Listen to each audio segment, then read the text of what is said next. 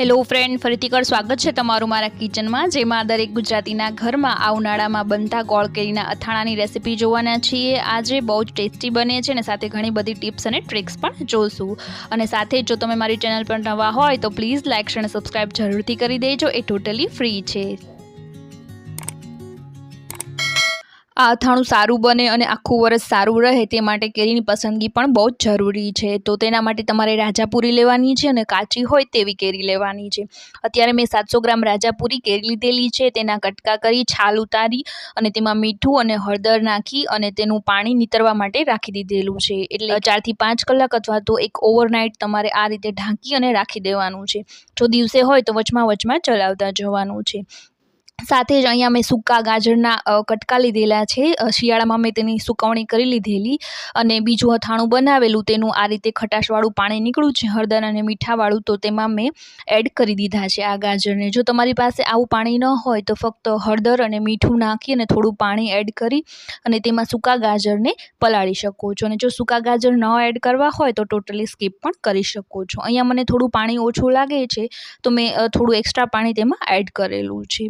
તો હવે આ બધી જ વસ્તુને ફરીથી સારી રીતે ચલાવી અને એક રાત માટે પલળવા માટે રાખી દેવાની છે। અને જો તમારી પાસે એટલો બધો ટાઈમ ન હોય તો 5 થી 6 કલાક પણ પલાળી શકો છો। ત્યારબાદ અહીંયા હવે આપણે તેને સૂકવી દેવાના છે। આ રીતે તડકામાં નથી સૂકવવાના, પંખા ઉપર અથવા તો છાયામાં આ રીતે કેરીના કટકા અને ગાજરના કટકાને પોળા કરી અને રાખી દેવાના છે છૂટા છૂટા, જેથી તેમાં જે પાણી હોય હળદર અને મીઠાનું તે સુકાઈ જાય। જો પાણીવાળું રહેશે તો અથાણું બગડી જવાની શક્યતા રહેશે અને વધારે પડતું સૂકવી લેશું તો જે કેરીના કટકા અને ગાજરના કટકા છે તે ચવળ થઈ જશે। માટે અહીંયા 4 થી 5 કલાક અથવા તો તેમાંથી પાણી બધું એકદમ સુકાઈ જાય તેટલા આપણે તેને સૂકવી લેવાના છે। અહીંયા જો હાથમાં સહેજ પણ પાણી ચોંટતું નથી, તો અહીંયા આપણા જે ગાજર અને કેરીના કટકા છે તે બંને સારી રીતે સુકાઈ ગયા છે। તો હવે આગળની પ્રોસેસ જોઈ લઈએ। તો તેના માટે મેં અહીંયા 1 કિલો રાજાપુરી ગોળ લીધેલો છે। દેશી ગોળ નથી લીધેલો, તમે લઈ શકો છો, પરંતુ તેનાથી જો આપણો અથાણાનો કલર હોય તે વધારે કાળો લાગે છે। અને સાથે જ આ ગોળને મેં થોડો ભાંગી લીધેલો છે, જેથી એ અથાણામાં જલ્દીથી મેલ્ટ થઈ જાય। એકલો ગોળ ન લેવો હોય તો તમે અડધી ખાંડ અને અડધો ગોળ એ રીતે પણ લઈ શકો છો, તમારી અનુકૂળતા પ્રમાણે। હવે વધારે ફ્લેવર આપવા માટે અહીંયા થોડા ખડા મસાલા લીધેલા છે, જેમાં 2 તમાલપત્ર, 1 તજનો ટુકડો, મરી અને આખા ધાણા લીધેલા છે, જેથી અથાણાની વધારે ફ્લેવર આવે। સાથે જ 100 ગ્રામ ધાણાના કુરિયા અને 25 ગ્રામ જેટલા રાઈ અને મેથીના કુરિયા લીધેલા છે। ધાણાના કુરિયાનું પ્રમાણ વધારે રાખવાનું છે। અને સાથે જ અહીંયા મેં થોડા કાજુ અને થોડા કાશ્મીરી સૂકા મરચાં લીધેલા છે અથાણામાં નાખવા, પરંતુ જો તમારે ન નાખવા હોય તો ટોટલી સ્કીપ પણ કરી શકો છો। હવે અહીંયા એક પેનમાં 2 ચમચી તેલ મૂકી અને કાજુ અને મસાલાને થોડા સાંતળી લેવાના છે, જેથી તેમાં જે ભેજનું પ્રમાણ હોય તે બળી જાય અને આપણું અથાણું બારેમાસ સારું રહે।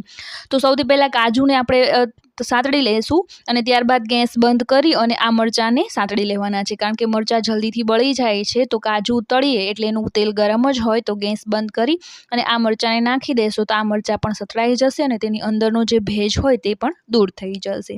એ થઈ જાય એટલે હવે તેમાં જે કુરિયા એડ કરવાના છે તેને મિક્સરમાં અધકચરા પીસી લેવાના છે। તો સૌથી પહેલાં હું ધાણાના કુરિયાને અધકચરા પીસી લઉં છું અને ત્યારબાદ મેથી અને રાઈના કુરિયાને। એનું કરવાનું કારણ એ છે કે આપણો જે મસાલો હોય તે વધારો એકદમ લચકદાર અને ઘટ બને। જો તમારે આખા જ એડ કરવા હોય તો આખા પણ એડ કરી શકો છો। તો હવે અહીંયા બંને કુરિયાઓને આ રીતે અધકચરા પીસી અને એક મોટા વાસણમાં વચ્ચે આ રીતે એડ કરી દઈશું અને ત્યારબાદ આપણે તેમાં જે સૂકા મસાલા લીધેલા તેને પણ તેમાં આ સ્ટેજ પર એડ કરી દેવાના છે। અને હવે એક વાસણમાં 2 મોટા કપ જેટલું તેલ લઈ અને તેને ગરમ કરવા માટે રાખી દેવાનું છે। ધુમાડા નીકળે ત્યાં સુધી ગરમ કરવાનું છે અને આ રીતે કુરિયા નાખી અને ગરમ થઈ જાય એટલે એ સ્ટેજ પર આપણે ગેસને બંધ કરીને 1 મિનિટ માટે એમનામ રાખી દેવાનું છે।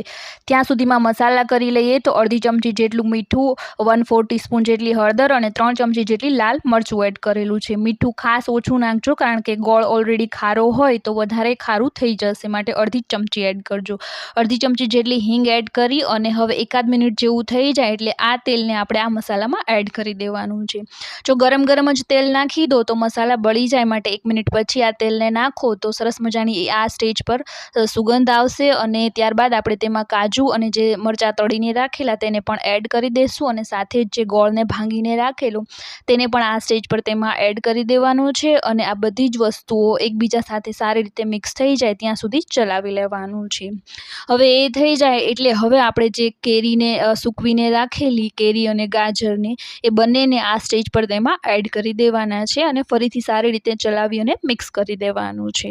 અને એ બધું સારી રીતે મિક્સ થઈ જાય એટલે આપણે તેને ઢાંકી અને એ જ વાસણમાં 3 દિવસ રહેવા દેવાનું છે, જેથી આપણો જે ગોળ હોય તે 3 દિવસમાં સારી રીતે મેલ્ટ થઈ જાય. અને આ 3 દિવસ દરમિયાન વચમાં આપણે 2 થી 3 વખત તેને સારી રીતે ચલાવતું જવાનું છે. ભીનું પાણીવાળું કે ભીના હાથ ન અડે તેનું ખાસ ધ્યાન રાખજો, નહીંતર આ અથાણું બગડી જશે.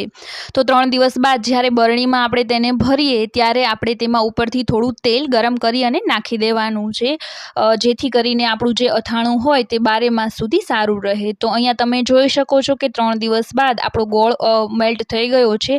થોડા ઘણા કટકા રહ્યા છે તે ધીરે ધીરે ઓગળી જશે. તો આ રીતે આપણું સરસ મજાનું અથાણું તૈયાર થઈ ગયું છે, જે બહુ જ ટેસ્ટી બન્યું છે. તો આવા જ બીજા નવા વિડીયોઝને જોવા માટે મારી ચેનલને લાઇક, શેર અને સબસ્ક્રાઈબ કરવાનું નહીં ભૂલતા. ફરી મળીશું એક નવી રેસિપીની સાથે.